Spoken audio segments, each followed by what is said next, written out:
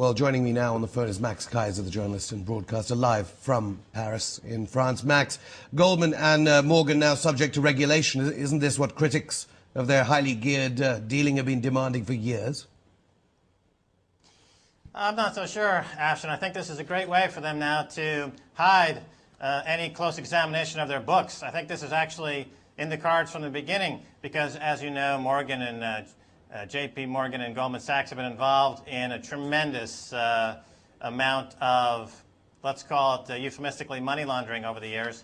And now by becoming a commercial bank, I believe that this is going to insulate themselves from any real close examination because they're going to be behind the firewall, behind Hank Paulson's firewall. You know, Hank Paulson has effectively hijacked the U.S. financial system. He's no different than the 9/11 hijackers as far as I'm concerned. He's a financial terrorist, and he's taken the U.S. banking system to the edge of the abyss, all for the benefit of the shareholders and his cronies at Goldman and J.P. Morgan. The U.S. taxpayer, the U.S. citizen, unfortunately, is going to get the short end of the stick. But doesn't the new regulatory provision, because they will now be holding companies, mean that we can expect loads of SEC, U.S. Treasury officials all flying around the world to Morgan Stanley and Goldman Sachs' offices, checking all the records, interviewing the staff, checking on probity?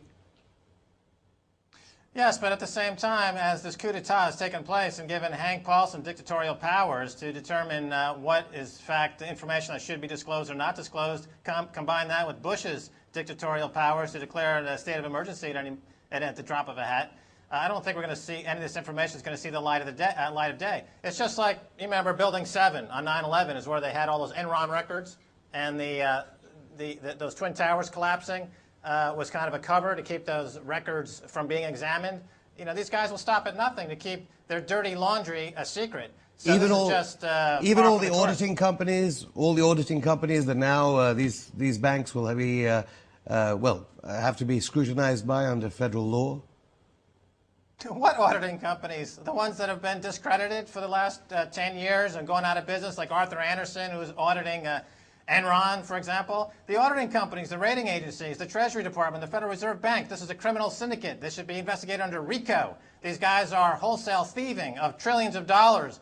The rest of the world, unfortunately or fortunately, will wake up to the fact that they should probably get out of the U.S. dollar because that's the only tether between the rest of the world and this criminal syndicate on Wall Street headed up by Hank Paulson. So once they figure that out, the dollar goes into permanent decline, and the rest of the world will escape this nightmare of U.S. banking. Hank Paulson has become kind of like a Colonel Kurtz character. He's gone insane. Nobody can stop him. They need to send like a Martin Sheen guy up the river to find him and take him out because he's taking the entire U.S. economy into oblivion. At the very least, will they at least have to pay more tax? Because after so many years, people have been saying the Goldman partners, when it was a partnership, they paid very little tax. Are they going to be extradited from some low-tax country with a non-extradition agreement? They're not going to stick around in the U.S. when the Americans are going to have their pitchforks ready to go in and take back their country. They're not going to stick around for that. That's for somebody else to do. Will the poor of America now be able to open current accounts? Grandmothers with, $10 to spare at Goldman Sachs branch. Ashton, I don't think you're getting the full picture here. In order to bail out these crooks, the Treasury and the Federal Reserve will flood the economy with trillions of dollars, which will take the value of the dollar down to zero. Sure, you can open an account at Goldman Sachs with your $100 retirement fund. Unfortunately, that $100 won't buy you won't buy you toilet paper. Toilet paper is going to be, this is more valuable than the U.S. dollar in a few weeks' time. $100 a sheet. This is $100. I can make dollars right here all I want. Here's $1,000. Here's $5,000. Here's $1 million. It's all going at complete zero. It's like the Weimar Republic. They'll say, have all the money you want. They want how did they pick Here's another $500 billion. It doesn't make any difference. It's all worthless. How did they pick the $700 billion figure anyway? Because there were some estimates of 1.3 trillion, then there was a 500. Where are they getting these numbers from? The $700 billion is an arbitrary sum, and it's not the extent to which they can launder this money. It just means that they can't go exceed that level at any given moment of their laundering scheme. Let me tell you how it works. In other words, they got this $700 billion slush fund.